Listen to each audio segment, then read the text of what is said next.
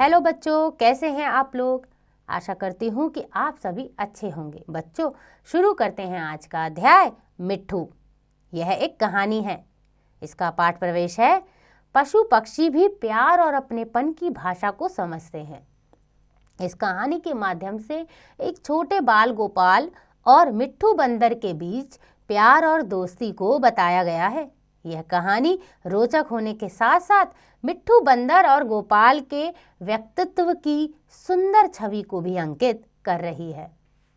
तो बच्चों, घर पर पाले जाने वाले और सर्कस में करतब दिखाने वाले जानवरों की स्थिति में आप अंतर समझते हैं? 2-3 वाक्यों में स्पष्ट कीजिए। यानी कि जो जानवर घर में पाले जाते हैं और जो जानवर सर्कस में करतब दिखाते हैं, इन दोनों जानवरों के रहन सहन में क्या अंतर है, दिए गए स्थान पे जरूर लिखिएगा। आइए शुरू करते हैं कहानी मिट्ठू। बंदरों के तमाशे तो आपने देखे होंगे। मदारी के इशारों पर बंदर कैसी कैसी नकलें करता है। उसकी शरारतें भी तुमने देखी होंगी।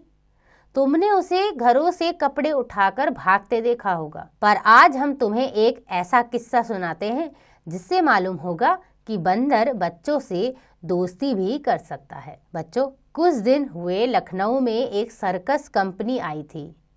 उसके पास शेर, भालू, चीता और कई तरह के और भी जानवर थे। इनके अलावा एक बंदर मिट्ठू भी था। बच्चों के झुंड रोज इन जानवरों को देखने आया करते थे। मिट्ठू ही उन्हें सबसे अच्छा लगता। उन्हीं बच्चों में गोपाल भी था। वह रोज आता और मिट्ठू के पास घंटों चुपचाप बैठा रहता। उसे शेर, भालू, चीते आदि से कोई प्रेम न था। वह मिट्ठू के लिए घर से चने, मटर, केले लाता और खिलाता। मिट्ठू भी उससे इतना घुल मिल गया था कि बगैर उसके खिलाए कुछ न खाता। इस तरह दोनों में बड़ी दोस्ती हो गई। एक दिन गोपाल ने सुना कि सर्कस कंपनी वहां से दूसरे शहर में जा रही है। यह सुनकर उसे बड़ा दुख हुआ।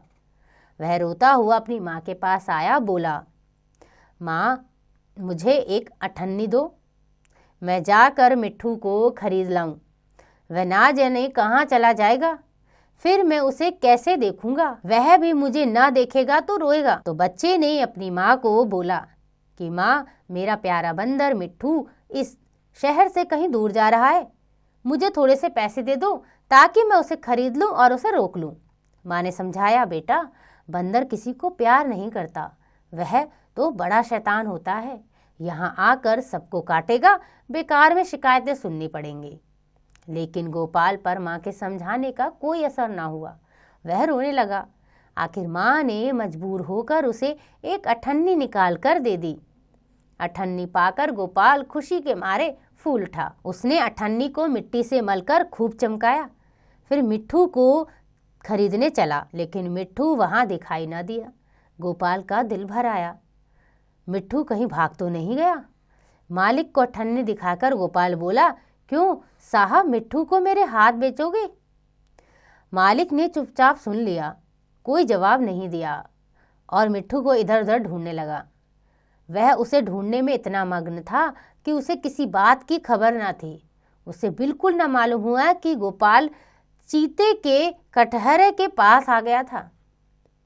चीता भीतर चुपचाप लेटा था।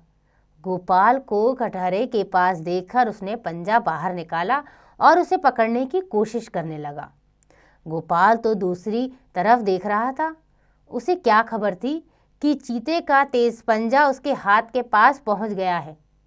वह इतना करीब था कि चीता उसका हाथ पकड़कर खींच ले। इतने में मिट्ठू न मालूम कहां से आकर उसके पंजे पर कूद पड़ा और पंजे को दांतों से काटने लगा। चीते ने दूसरा पंजा निकाला और उसे ऐसा घायल कर दिया कि वह वहीं पर गिर पड़ा और जोर जोर से चीखने लगा। मिट्ठू की यह हालत देखकर गोपाल भी रोने लगा। दोनों का रोना सुनकर लोग दौड़े। वहां पर देखा कि मिट्ठू बेहोश पड़ा है और गोपाल रो रहा है। मिट्ठू का घाव तुरंत धोया गया और मरहम लगाया गया। थोड़ी देर में उसे होश आ गया। वह गोपाल की ओर प्यार भरी आंखों से देखने लगा, जैसे कह रहा हो कि अब क्यों रोते हो, मैं अच्छा हो गया।